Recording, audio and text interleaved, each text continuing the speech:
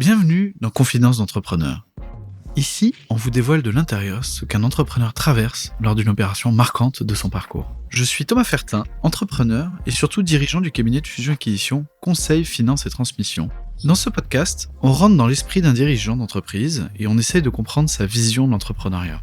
Chaque mois, je vous plonge au cœur d'un récit d'un invité qui nous raconte son parcours jusqu'à une opération marquante. Cela peut être une vente, une acquisition, une association ou même l'ouverture d'une procédure collective.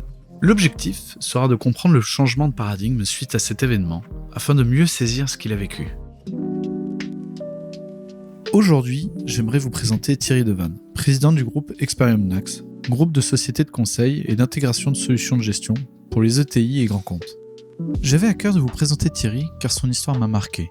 On s'est rencontrés en 2020 lorsqu'il était en pleine période de sauvegarde et il m'avait marqué à l'époque par son optimisme et sa foi inébranlable en ses équipes et sa société. Nous sommes 5 ans plus tard et fidèle à ses convictions, malgré que son capital soit inchangé, il rembourse son plan de continuation, continue à se développer et affiche même des records de croissance. Porté par de fortes valeurs humaines, j'étais profondément attaché à vous dévoiler son parcours et sa vision entrepreneuriale.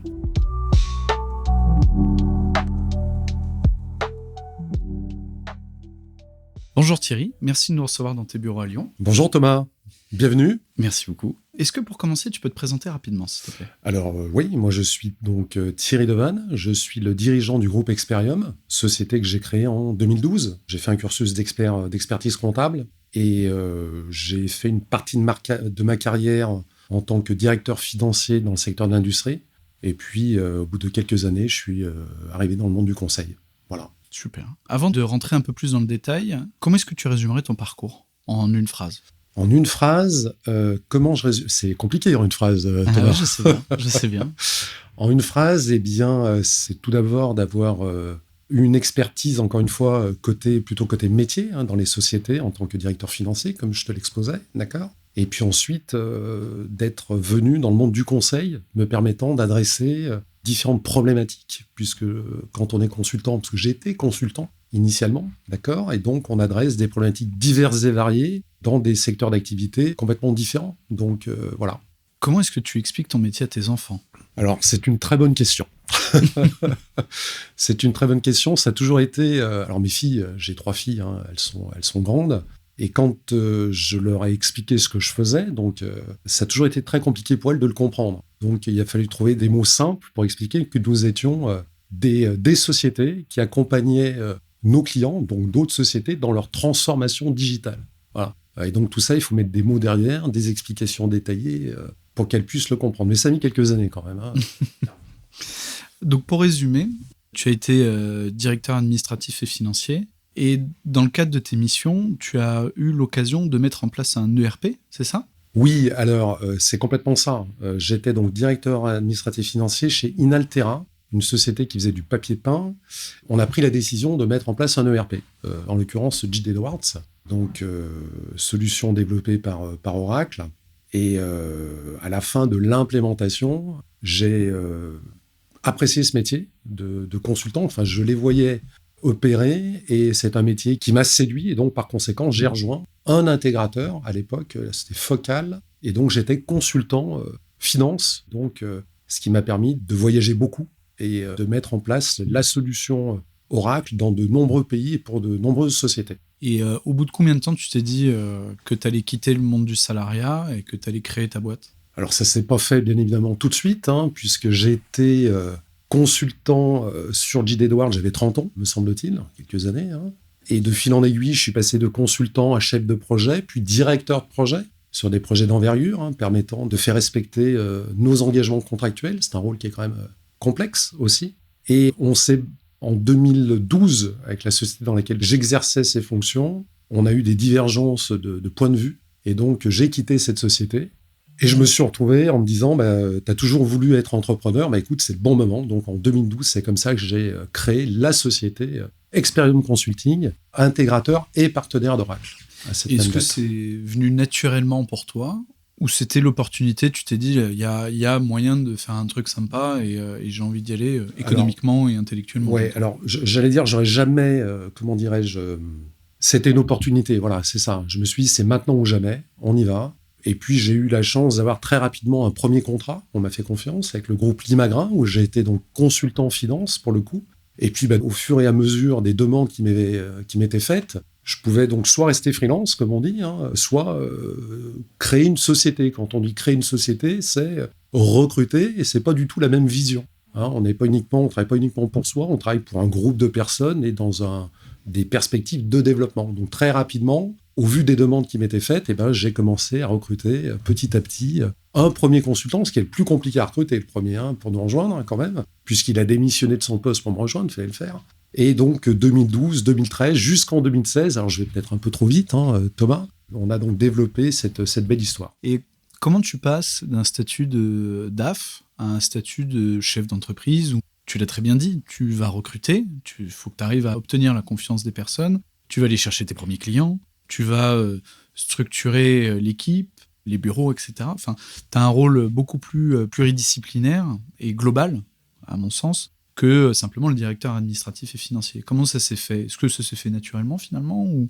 Il n'y a pas de bonne école qui forme des chefs d'entreprise aujourd'hui. D'accord ? Moi, je n'y crois pas. Moi, j'ai appris sur le terrain. Voilà, clairement, on apprend tous les jours. Donc, comme tu le dis, passer de directeur de financier à chef d'entreprise, alors, il y a eu quand même pas mal d'années qui séparent ces deux fonctions. Et donc, j'allais dire, les premiers temps, on apprend encore une fois le métier. C'est-à-dire, le chef d'entreprise, c'est, à la fois développer le commerce, développer son activité. Donc, ça signifie avoir un axe qui est la partie prospection.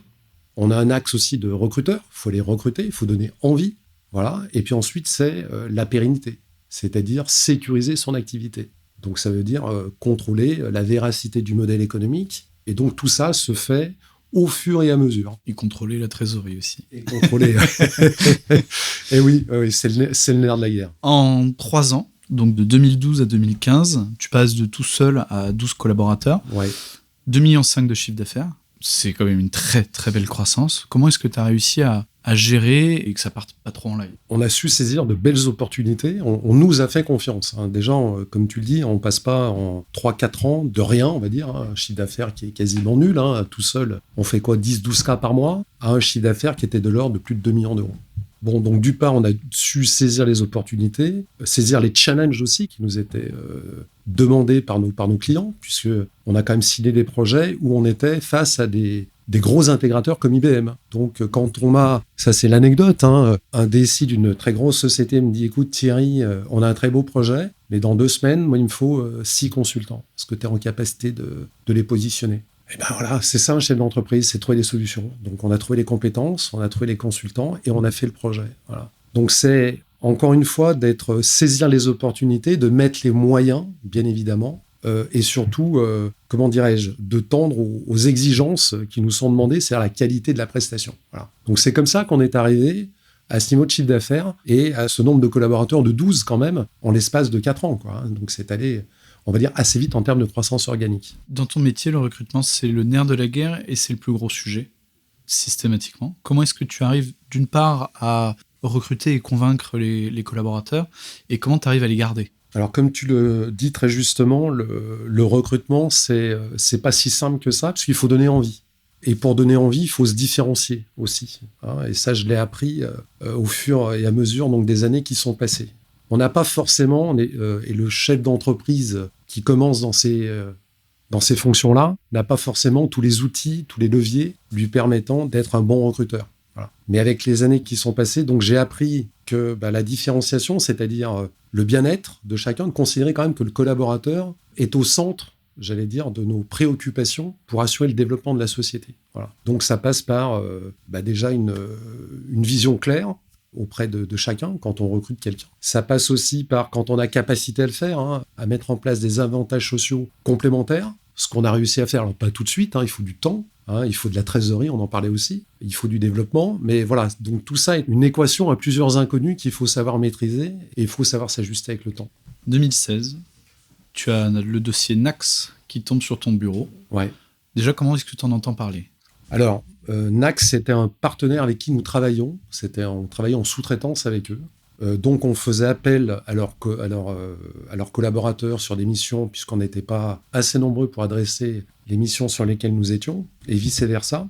Et j'y suis allé un petit peu, on va dire, au culot, si je peux employer ce mot. J'ai appelé le dirigeant en disant, écoute, je te propose je vous rachète. Alors, je vais être clair, j'ai été très cash, ce qui peut paraître assez étonnant. Donc là-dessus, il est tombé un peu de sa chaise, on va dire les choses, puisque eux faisaient à peu près plus de 3 millions d'euros de chiffre d'affaires. On était à 2,2 millions, à peu près. Et là-dessus, il m'a dit, écoute, là, tu me surprends, je pourrais mal le prendre. Voilà, je me souviens encore de ces mots-là. Mais écoute, on peut en discuter. Voilà. Donc on s'est retrouvés plusieurs mois quand même, parce que là, notre volonté, c'était de se dire, on veut aller beaucoup plus vite dans notre croissance. Et d'aller plus vite, grossir plus vite, la croissance organique ne suffisait pas. Et on souhaitait être un acteur majeur sur le territoire français, sur le RP de JD Edwards. Et donc, c'est pour ça qu'on a souhaité racheter, donc acquérir cette société, pour avoir cette position dite dominante. Voilà. Donc, ça s'est fait avec le temps, bien évidemment. Ça ne s'est pas fait en 2 coups de cuillère à peau, comme on dit.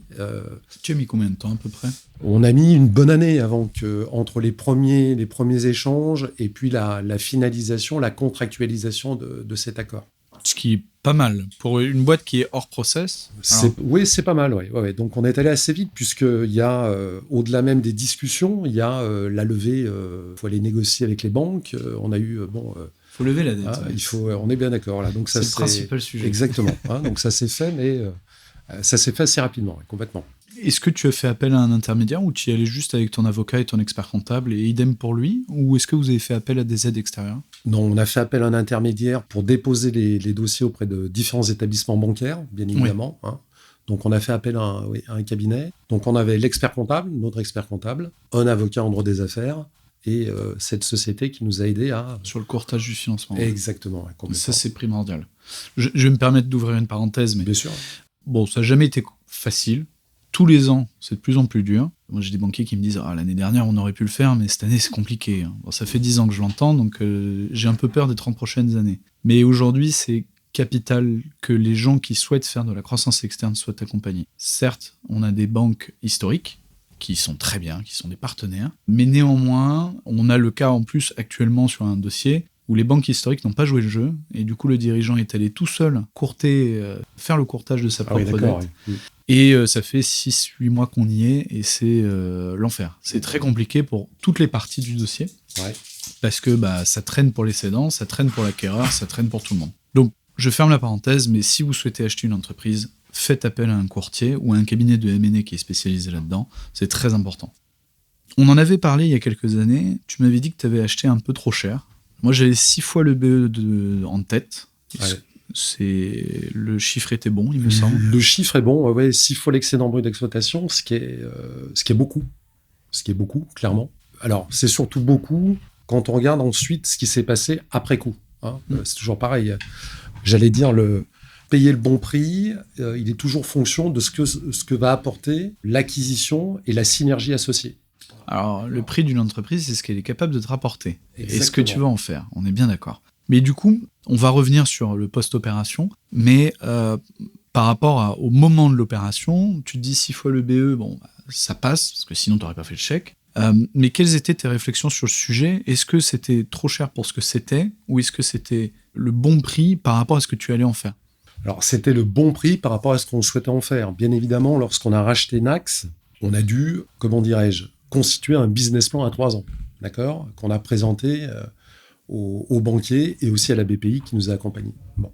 Donc, on était plutôt sur une croissance organique forte. Et donc, par conséquent, le 6 fois le BE était pas incohérent avec la stratégie de développement. Par contre, pour le coup, c'est a posteriori où on s'aperçoit que, au vu de ce qui s'est passé, mais je pense qu'on va en parler juste après, c'est là où on se dit, oui, c'était trop cher. Et ça aurait été moins cher, on aurait eu un équilibre au niveau bilanciel qui nous aurait permis d'éviter de nombreux obstacles qu'on a dû affronter par la suite. On va y revenir aussi, mais oui, ok. Voilà. Tu fais le chèque, tu te serres la main, tu bois une coupette de champagne. Qu'est-ce qui se passe dans ta tête ? C'est quoi tes premières actions ? Alors, les premières actions sont l'intégration des équipes. On est sur 2 sites distants. On a Paris, on a Lyon. On n'a pas forcément les mêmes méthodologies, les mêmes pratiques. Donc, dans l'idée, c'est d'essayer de trouver un modus operandi nous permettant de bien fonctionner. Donc, ça a été, de prime abord, l'intégration, qui n'a pas été, à mon sens, et avec le recul, aujourd'hui, pas assez bien faite. J'allais dire, on est toujours, et c'est là où je disais tout à l'heure, qu'on apprend en marchant, quand on est chef d'entreprise. Et en fin de compte, je m'aperçois qu'on aurait dû être beaucoup plus assurer plus de proximité avec les équipes parisiennes, parce qu'il s'est passé un certain nombre de faits après coup, que j'en parlerai aussi. Hein. Mais bon, on a essayé en tous les cas. On était donc 2 sociétés qui n'en faisaient même plus qu'une, hein, puisque je rappelle juste qu'on a acheté cette société qui a été... c'est à partir de ce moment-là, on a créé une holding Experium Group, d'accord, qui a porté la dette, ce qu'on appelle la dette senior, qui nous a permis de racheter Nax, et qui donc, ce groupe-là, détenait ensuite ces 2 filiales, Experium Consulting, première société créée en 2012, et Nax Consulting, qui était donc cette société rachetée. Hein. Donc voilà, donc ça c'était la structure sociétale qui a été constituée à l'issue donc du rachat en 2016. Donc, tu rachètes les boîtes. Ton premier sujet, c'est l'homogénéisation. Tu en as un tout petit peu parlé, mais là, du coup, je pense qu'on peut approfondir le sujet. La greffe n'a pas pris si facilement que ça? Non, la greffe, elle a pas pris, puisqu'on a eu, malheureusement, sur l'année qui a suivi le rachat, quand même, on a eu une dizaine de démissions, clairement. Donc, ce rachat n'a pas été... alors, il n'a pas été compris et il n'a pas été accompagné. Donc, on a manqué d'accompagnement par rapport aux équipes et c'est pour ça qu'on a eu une hémorragie, on va dire, qui a fait que, voilà, donc on a eu quand même une dizaine de démissions. Alors, peut-être pas sur l'année qui a suivi, mais sur les 2 années à peu près. Donc, tu partais avec 25 ETP, c'est ça? 25 personnes? En tout, on était... Sur Paris, on était 25 et 12 sur Lyon. Hein, et donc, sur les 25, une dizaine qui ont été... qui sont partis. Donc, ce qui fait qu'on a... un volant d'action qui est moindre, moins de consultants, donc moins de chiffre d'affaires. Et concomitamment à ça, il faut pas oublier une chose, hein, c'est que les 6 mois qu'on suivi, je reviens un tout petit peu en arrière, hein, le rachat de cette société, on a eu la vision d'Oracle, donc de l'éditeur, qui a complètement changé. C'est-à-dire que J.D. Edwards n'était plus dans la stratégie de l'éditeur. Donc on a eu un espèce d'effet ciseau, une hémorragie donc avec la démission de 10 consultants, et en même temps un marché qui s'est stagné, voire qui a commencé à être en décroissance du fait de cette nouvelle stratégie de l'éditeur. Qu'est-ce que tu as activé comme levier pour arriver à te sortir de ce pétrin? Alors ça s'est pas fait encore une fois en 2 coups de cuillère à peau, hein, comme tu veux le comprendre. Hein, c'est que, déjà on est surpris, parce que personne ne l'avait vu venir, hein, clairement, hein, ce changement de cap. On était quand même avec une structure de coûts qui était importante. On avait racheté une société parisienne avec un dirigeant qui était, alors pas salarié, prestataire, mais il y avait un coût quand même. On avait une multiplication de services dits support. Et donc, on avait déjà des coûts de structure qui étaient quand même assez élevés. Donc, il a fallu à la fois commencer à analyser les coûts pour les réduire et en même temps commencer à réfléchir à l'élargissement de notre offre. On ne pouvait pas rester les 2 pieds dans le même sabot. Donc, à partir entre 2017 et 2018, donc j'ai commencé à réfléchir à restructurer le groupe, d'accord, par un amoindrissement de ses coûts, et parallèlement à ça, par l'élargissement de l'offre, c'est-à-dire dès 2018, par la signature d'un partenariat avec l'éditeur Sage. Donc, dans l'idée, c'était d'avoir une deuxième offre pour compléter, enfin en tous les cas, essayer de minorer les impacts de cette décroissance dû à ce changement de vision. Et en parallèle, j'ai vu un article passer, il me semble, quand tu décides de signer avec Sage, tu te fixes comme objectif de devenir le premier acteur français de l'ERP, l'installation de l'ERP. En tous les cas, tu gardes cet objectif de croissance. Alors, on garde cet objectif de croissance, oui, complètement, oui. Ouais. Et c'est à ce moment-là également qu'en 2018, tu décides de faire une levée de fonds, il me semble. Exactement, oui. Alors, pour être très clair, parce que lorsqu'on a eu cette acquisition en 2016, d'accord, comme on se l'est dit, on a payé très cher cette société Sifo-Lebé. Donc on s'est retrouvé avec un déséquilibre entre les fonds propres et la dette. Et la dette, d'accord.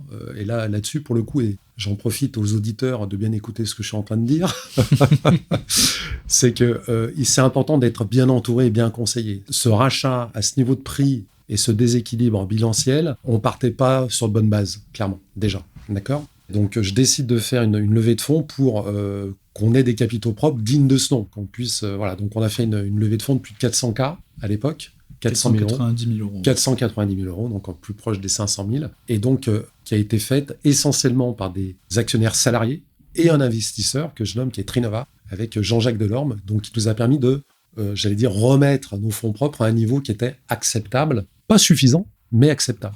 Alors ça, c'est hyper intéressant parce que, tu vois, nous, on en parle souvent avec des clients de la levée de fonds salariés. Le fait d'impliquer les salariés au capital, ça a plusieurs vertus. Ça les bloque un petit peu. On va dire qu'ils sont moins mobiles qu'avant. Et également, ça permet qu'ils soient investis dans leur propre travail, d'un point de vue travail et rémunération et capitalistique. Quel était, toi, ton leitmotiv derrière cette action quand tu l'as proposée aux salariés? Déjà, est-ce que tu as proposé à tout le monde ou est-ce que tu as proposé juste à tes généraux?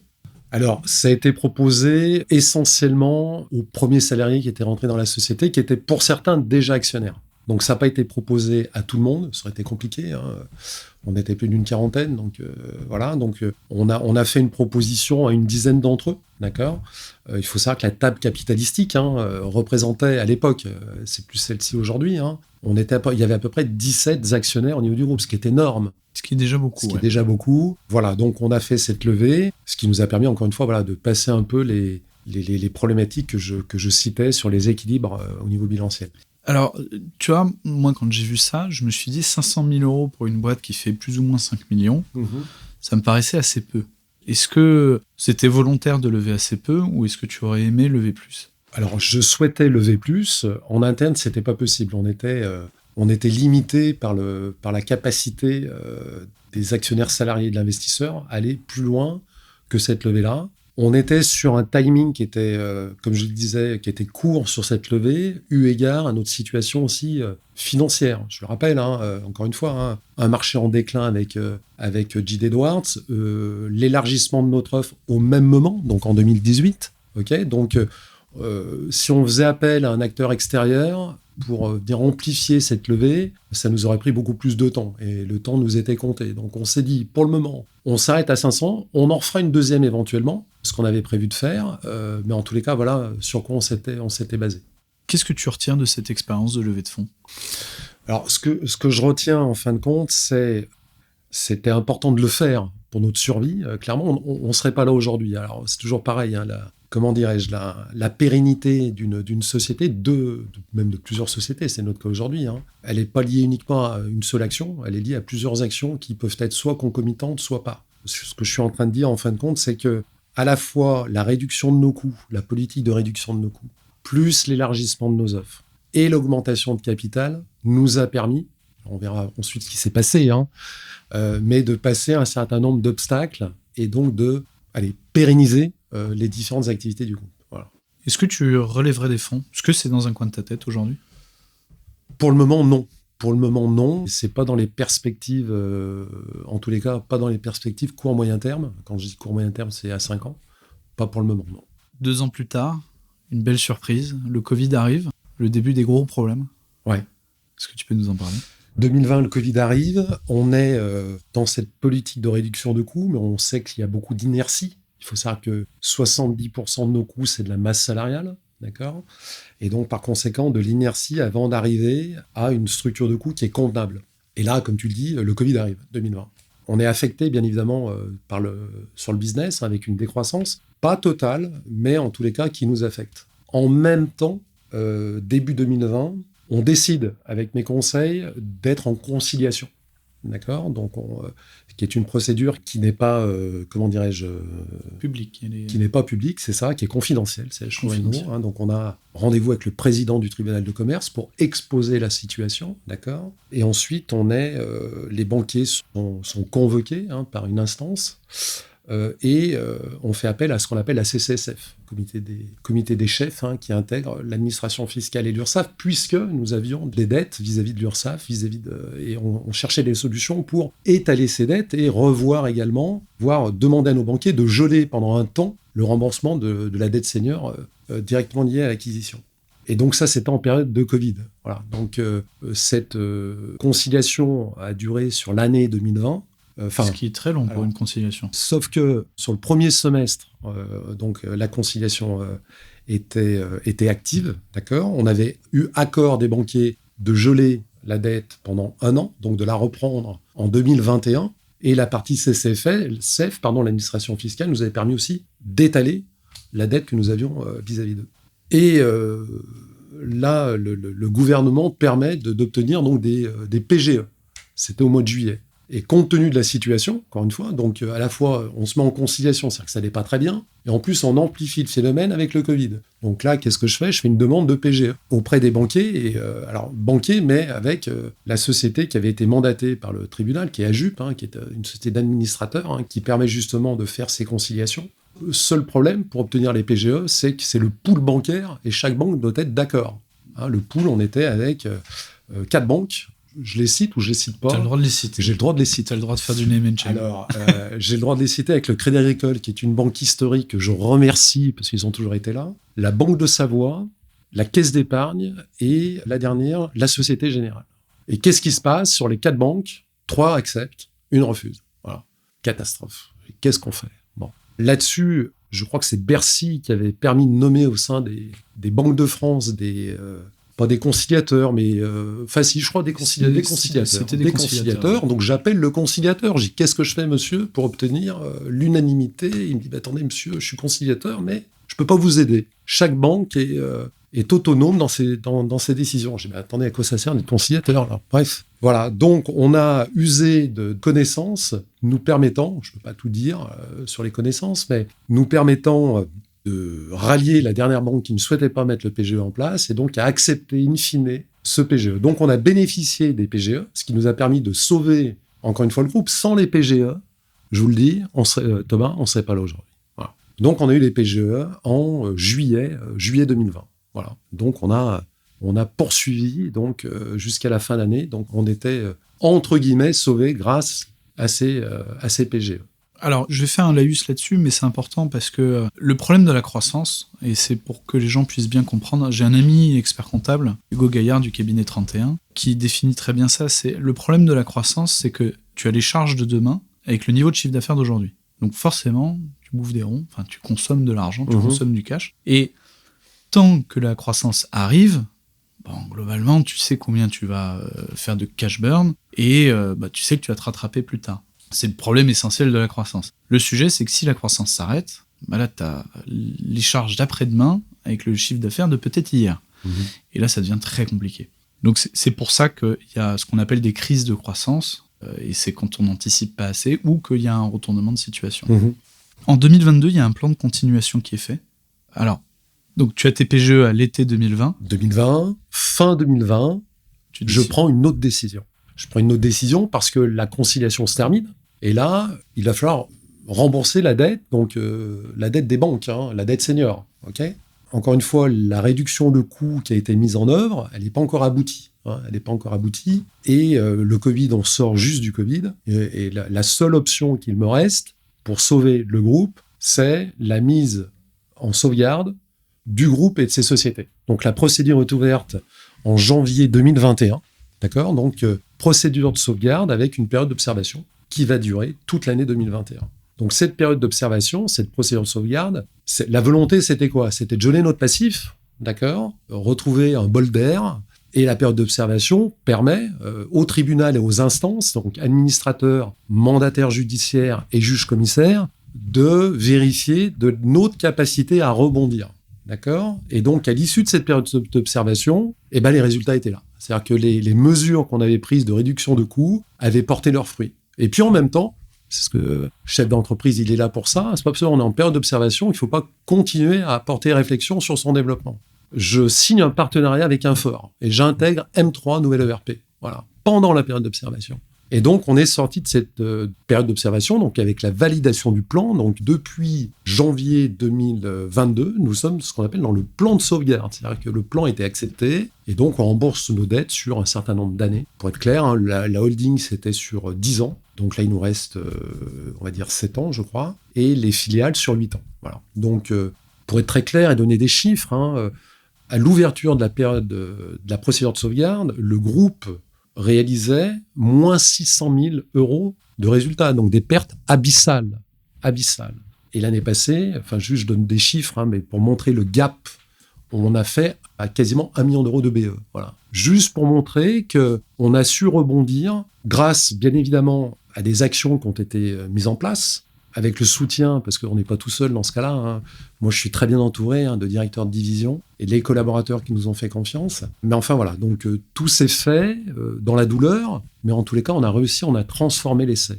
Pour que les gens puissent se rendre compte, donc tu parles de 600 000 € de pertes, mais là, tu n'as pas encore remboursé tes dettes. Quel était ton engagement bancaire, ton engagement en dette senior et les PGE qui se rajoutent derrière quand même, ce qui ne t'oublie pas non plus.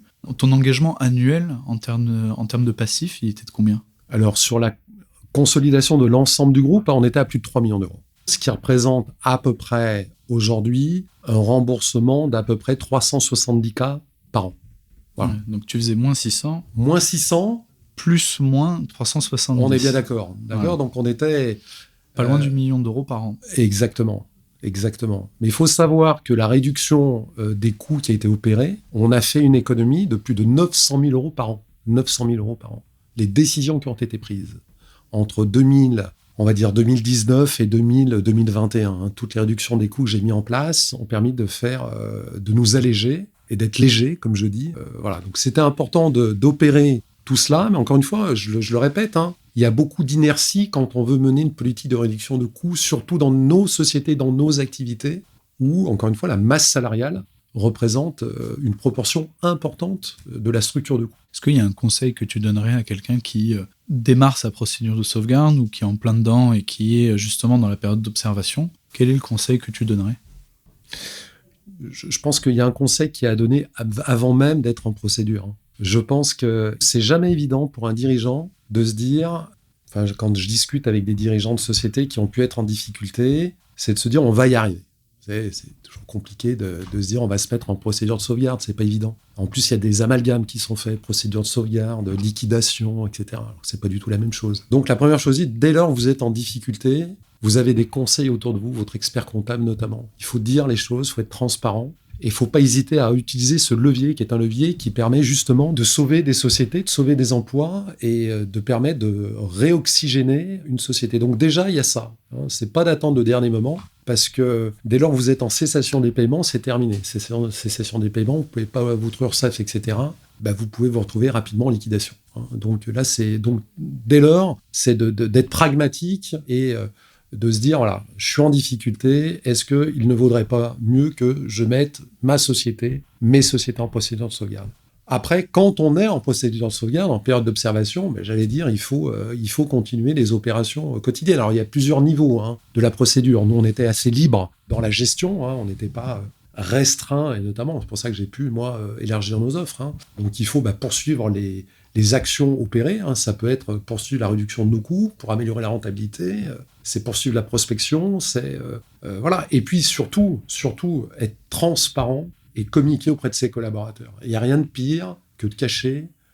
La procédure de sauvegarde, c'est quelque chose qui est public. Donc, vous savez, vous êtes en procédure, votre cabis sur société.com. Enfin, l'information sur société.com, elle est clairement, vous êtes marqué au fer rouge. Donc, j'allais dire, il faut, communiquer auprès des parties prenantes, auprès de vos clients surtout, de dire les choses. Pourquoi vous avez mis une procédure de sauvegarde? Je crois que c'est aux États-Unis, ça s'appelle Chapter 11. Chapter 11 aux États-Unis, c'est une procédure de sauvegarde, mais elle n'est pas du tout appréhendée de la même manière. Vous faites ça aux États-Unis, c'est pas qu'on va vous saluer, on va vous dire bravo, vous avez bien fait de le faire. En France, c'est plus compliqué parce que c'est une procédure qui est méconnue. Voilà. Et comme je vous le disais, beaucoup, et je l'ai vu, quand on a communiqué auprès de nos clients, on dit attendez, vous êtes en liquidation. Non, on n'est pas en liquidation. C'est une procédure qui a été menée par le dirigeant, par moi-même, et donc je l'ai fait parce que, etc. Et quand on l'explique, c'est beaucoup mieux vécu, et aussi auprès des collaborateurs. Voilà, pour pas créer de l'anxiété. Voilà. Donc ça, si j'ai des conseils à donner, ce sont ceux-là. Alors, on va peut-être préciser un petit peu le principe de la procédure collective, mais tu as 3 phases. Tu as donc la conciliation, qui est la première phase, qui normalement dure 4 mois maximum, où tu te mets autour de la table pour essayer de trouver une solution. La deuxième, c'est le mandat ad hoc, qui est à durée indéterminée. Il faut arriver à trouver un accord à la fin. Le mandat ad hoc, c'est exclusivement financier. La conciliation, ça peut être un litige client, un litige fournisseur. Souvent, c'est ouvert aussi à cause des problèmes financiers. Et tu as la procédure de sauvegarde, donc qui est la troisième, tu démarres par une période d'observation de 6 mois renouvelable. Quasiment tout le monde la renouvelle, donc c'est 1 an. Et là, tu as 3 solutions qui s'offrent à toi. Soit la boîte n'est pas sauvable et on la liquide. Soit on décide de faire ce qu'on appelle un pré-pack cession. C'est ce qu'a fait Philippe Poupeau, l'épisode 2, qui, quand il a démarré sa procédure de sauvegarde, a dit à son administrateur « J'en ai ras-le-bol, je veux vendre, je veux plus en entendre parler ». Et tu as troisième, c'est donc ce que tu as fait. Tu viens défendre ton dossier auprès du tribunal de commerce en disant « Ma boîte est sauvable parce que je vais faire ci, réduire les coûts, parce que je vais faire ça, ouvrir un nouveau marché. » Et si le tribunal juge que le plan est viable et faisable, et pas surestimé, le tribunal peut décider de voter le plan de continuation. Et donc là, tu étales tous tes passifs sur 5 à 10 ans. Généralement, les gens choisissent 10 ans. Donc tu te vois 1 million d'euros. Imaginons, il te restait 1 année, tu peux le réétaler sur 10 ans, donc c'est 100 000 euros par an. Et il n'y a pas d'intérêt sur cette dette-là. On est bien et d'accord. Ça, c'est important. J'ai regardé un peu l'évolution de ton groupe à travers le temps. Donc, dans le monde des ESN spécialisés, on sait que l'un des chiffres clés importants, le KPI important, c'est le chiffre d'affaires par ETP, donc par équivalent temps plein. Grosso modo, il doit être entre 180 et 220 pour être bien rentable. Enfin, pour être rentable et pouvoir envisager sa croissance. En 2015, tu étais à 200 000 euros par tête. 2016, tu es passé à 150 au moment où tu rachètes Nax. Parce qu'en fait, Nax n'était pas à 200 comme toi. 2017, tu faisais 7 millions de chiffre d'affaires pour 60 ETP, ce qui fait 116 000 euros par tête. Et c'est là que les difficultés commencent quand on t'écoute. Et l'an dernier, tu as fait 8 millions d'euros de chiffre d'affaires avec 77 ETP, donc tu recommences à te reluer, finalement, ton chiffre d'affaires par ETP, tu es à 145 000. J'ai lu un article fin 2024 qui concernait l'ouverture d'une nouvelle antenne à Strasbourg. Exactement, oui. Ouais. Dans lequel tu parles de recruter 5 à 10 personnes par an. Ça fait 2 années de suite que tu bats des records de croissance de Statistas, Les Échos. Ma question, elle est plutôt simple, c'est qu'est-ce qui fait que tu arrives toujours à avoir ce jus et à te dire, c'est parti, on remet des sous dans la machine et on y va. Eh ben, ça fait partie, j'allais dire, de la panoplie du chef d'entreprise. C'est-à-dire qu'on ne peut pas se contenter de ce qu'on a. Donc, dans l'idée, enfin, en tous les cas, ça fait partie de mon ADN. C'est de systématiquement poursuivre nos développements, d'essayer de trouver des niches sur lesquelles nous ne sommes pas. Donc, on est dans un perpétuelle réflexion, nous permettant de nous développer sur le sol français. Et donc, voilà, donc le jus, oui, je l'ai encore. Et c'est quoi ton objectif ? C'est ta sortie ? C'est d'atteindre ton statut de leader ? Ou c'est simplement, je peux pas me contenter de ce que j'ai, je dois continuer à remettre sur la table tout le temps ? Bon, moi, j'ai 55 ans, d'accord ? Ça fait donc depuis 2012 que j'ai commencé à œuvrer pour développer le groupe. Encore une fois, quand je dis j'ai développé, je pense beaucoup aussi à ceux qui sont autour de moi. Encore une fois, je le dis, ce sont des directeurs d'activité. C'est mon actionnaire investisseur Jean-Jacques Delorme qui a toujours été à mes côtés. Donc tout ça crée du dynamisme. Je veux dire, si on est tout seul, on n'a pas la même...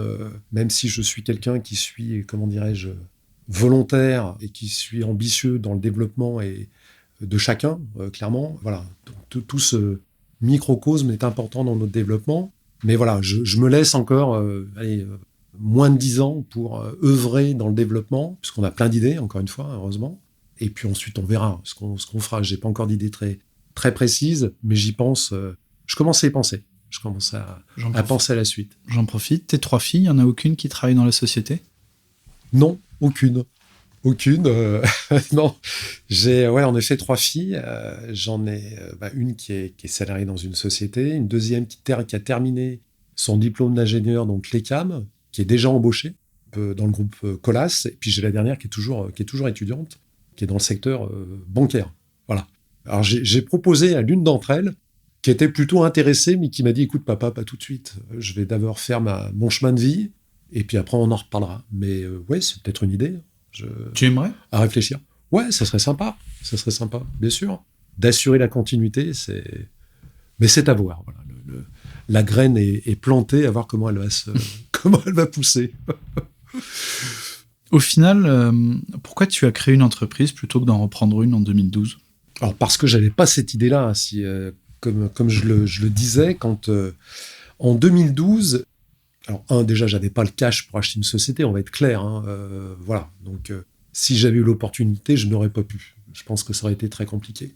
Donc j'allais dire tout naturellement, c'était par moi-même de nous développer au travers d'une croissance organique. Voilà.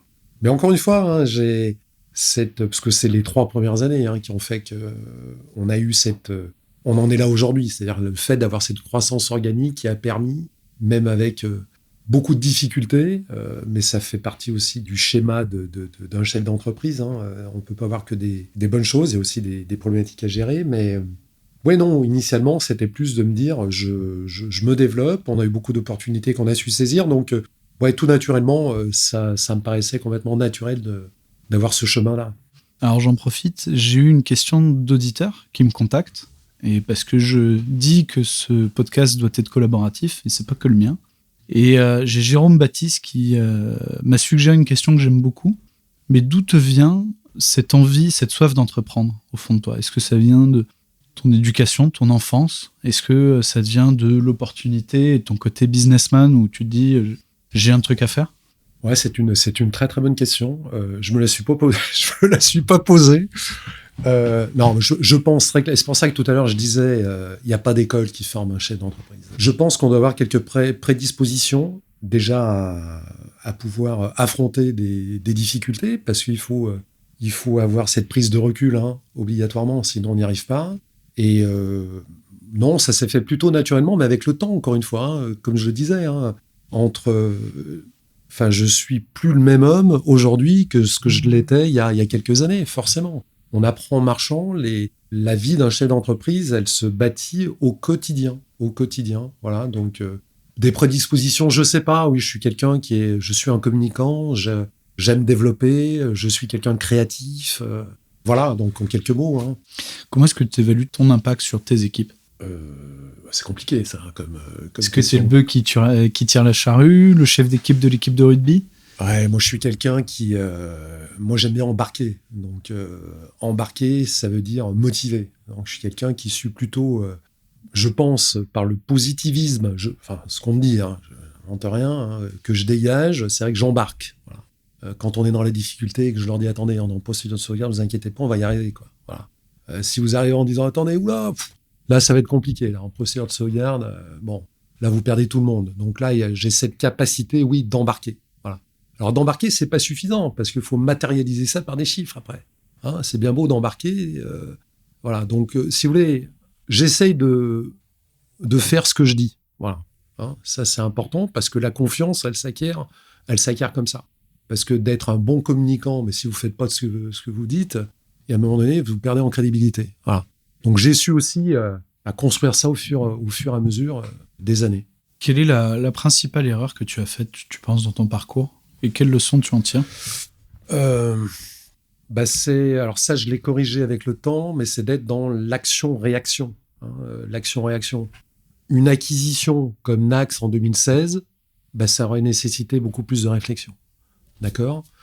Quand je dis on l'a pas vu venir, Oracle, peut-être qu'on n'a pas assez cherché aussi, on n'a peut-être pas assez été peut-être visionnaire, ou j'ai peut-être pas voulu voir les signaux. Donc, avec le temps, au lieu d'être en action-réaction, je suis plutôt je me pose, j'analyse la problématique, et avant de prendre une décision, j'essaye de voir quels sont les avantages et les inconvénients. Voilà. Une autre démarche que j'ai opérée, que je n'avais pas dans le temps, c'est que, vous savez, un chef d'entreprise, on est comme tous, hein, on a énormément de tâches à produire. Bon.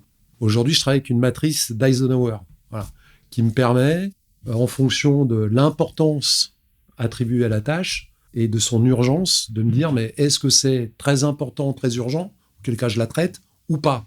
Ce qui me permet, encore une fois, de ne pas être dans l'action, réaction, mais de prendre le temps de la décision. Voilà. C'est important, ça. C'est très bien. important, très important. C'est fondamental. Prioriser. Certaines personnes s'en reconnaîtront. Est-ce que tu conseillerais à tes enfants d'entreprendre? Je vais être honnête, non. Alors là, j'aime beaucoup cette réponse. Pourquoi? Non, alors moi je considère aujourd'hui d'entreprendre en France, c'est très compliqué. On va pas se leurrer aujourd'hui. Hein. On est matraqué par les charges. Aujourd'hui, c'est pas évident hein, de développer une société, d'être dans la sérénité, etc. Aujourd'hui, quand on voit le poids, notamment, j'en parle parce que ça fait partie des charges qui sont les plus importantes, le poids qui pèse sur les charges sociales, on est l'un des pays de l'OCDE qui est le plus fiscalisé. On paye le plus de charges, etc. Donc, il faut s'armer de patience et être, encore une fois, c'est pas évident. Donc, je suis pas certain que je leur conseillerais de développer ou créer une société en France. Ailleurs, oui. En France, pour le moment, ça peut changer. Hein. Je suis quelqu'un qui suis assez positif. Hein, mais pour le moment, à l'heure où on se parle, Thomas, moi, je te dis non. Et du coup, inversement, parce que là, tu me tends la perche, mais pourquoi est-ce que tu continues à entreprendre en France? Alors, pourquoi je continue? Parce qu'on a fait quand même on a fait notre chemin. On a réussi à quand même à créer un socle qui aujourd'hui me semble solide. On commence à être connu sur le marché. Donc, on a fait quelque part nos preuves. Alors, c'est jamais suffisant. On n'a jamais terminé de faire nos preuves. Mais aujourd'hui, on ne part pas de rien. Aujourd'hui, de créer une société, de partir from scratch, c'est là où je te dis non, hein, clairement. Hein. Là, je dis non. Reprendre une société, après, ça se discute. Faut voir. Hein, mais En tout cas, créer from scratch en France, je pense qu'on part avec quand même pas mal de freins aujourd'hui. Et à quelqu'un qui souhaiterait monter sa boîte aujourd'hui, c'est quoi le conseil que tu lui donnerais ? Alors, quel conseil je donnerais, c'est déjà de faire une vraie analyse du marché, parce que créer une société aujourd'hui, ça vaut le coup lorsqu'on est sur une niche, mais si on est sur des marchés qui sont plutôt oligopolistiques, voilà. Par contre, créer une société sur des marchés qui sont fortement concurrentiels, c'est très compliqué. Donc, c'est éventuellement de trouver la bonne idée. Alors, la bonne idée, il y en a peut-être plein, mais il faut prendre le temps, en tous les cas. Prendre le temps, voilà. Pas dans l'urgence, parce qu'on sait que travailler dans l'urgence, c'est de prendre des décisions trop vite, et ça, je l'ai vécu. Donc, je peux communiquer ça, c'est jamais très, très bon. Imaginons demain, tu as une proposition pour vendre le groupe. Déjà, est-ce que tu l'étudierais, pour commencer ? Encore une fois, tout se réfléchit. Tout se réfléchit aujourd'hui, mais la volonté que j'ai aujourd'hui, c'est quand même s'il est possible de le faire ainsi, en tous les cas, c'est de pouvoir, si le groupe était à céder, si je cédais mes actions, je les céderais en top priorité aux actionnaires salariés de la société. Voilà ce que je ferais. Parce que de vendre un groupe aujourd'hui, de vendre nos sociétés à un groupe, on serait dans la dilution éventuellement des responsabilités. Ceux qui ont œuvré à son développement, y perdraient des plumes, certainement. Et ça me gênerait au plus haut point. Donc, encore une fois, tout s'analyse, tout se réfléchit. Mais de prime abord, si je peux, ma réponse, ça serait celle-là. Elle est géniale. J'adore cette réponse. Surtout, alors, moi, j'ai une appétence particulière pour les reprises par les salariés, ce qu'on appelle des MBO, ouais. des managers buyout. Intellectuellement, c'est passionnant. Parce que généralement, ils n'ont pas beaucoup d'argent. Donc, il y a un défi financier qui est important pour nous, les conseils. Mmh. Il y a un deuxième aspect, c'est que ça fait des super boîtes derrière. Ouais. Moi, j'ai eu l'occasion d'en faire un certain nombre dans ma vie, même dans des boîtes qui étaient en difficulté. Et en fait, on se rend compte que les gens se libèrent dans les bons et dans les mauvais sens, mais ça fait des super boîtes. Ouais. Et ça fait des trucs qui atomisent tout. Donc, je m'attendais pas à cette réponse, donc c'est parfait. Et imaginons, on pousse le vice. T'as vendu. Ah, tu vas vite. Tu reprends un job. Ouais. Tu reprends un job salarié ou tu recrées quelque chose ? Jamais de la vie. Ah, voilà. Jamais de la vie. Non, je pense que quand on a été entrepreneur, enfin, de mon point de vue, moi, je ne pourrais jamais reprendre un poste de salarié. Je m'ennuierais comme pas possible. Et en plus, dépendre de quelqu'un, je ne pourrais pas. Là, ça serait rédhibitoire. Donc, non. Qu'est-ce que tu préfères dans ton quotidien aujourd'hui ? Qu'est-ce que je préfère dans mon quotidien aujourd'hui ? Eh bien, c'est, encore une fois, c'est de porter réflexion sur notre développement, puisqu'on se développe encore. Je parlais de la dernière, intégration de M3 avec le nouveau partenaire Infor en 2021. En septembre 2024, on a intégré Salesforce, qui est le numéro 1 des CRM au monde.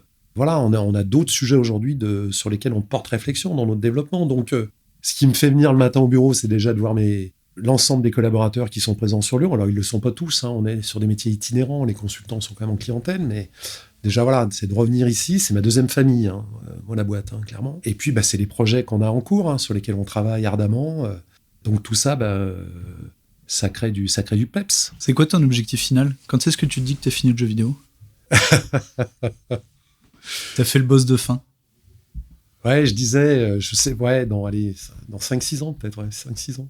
C'est plutôt une durée qu'un objectif. C'est plus une durée qu'un objectif. Ouais. C'est plus une durée qu'un objectif. Ouais. Les objectifs, c'est pas simple de les chiffrer. Encore une fois, le passé me rappelle systématiquement d'être vigilant sur les objectifs chiffrés qu'on se donne. Il y a tellement de variables qu'on ne maîtrise pas aujourd'hui. C'est comme quand on dit on fait un BP à 3 ans. Pardon de le dire, c'est ridicule. Voilà.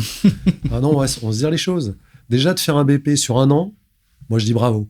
Bravo. Mais on est pas mal quand même, parce que quand je vois les chiffres, on est proche des BP qu'on réalise. Donc on est quand même pas mauvais. Maintenant, à 3 ans, c'est compliqué. Voilà. Dernière question. Ouais. Tu peux parler au Thierry de 2012 ? Qu'est-ce que tu lui dirais ? Quel chemin parcouru.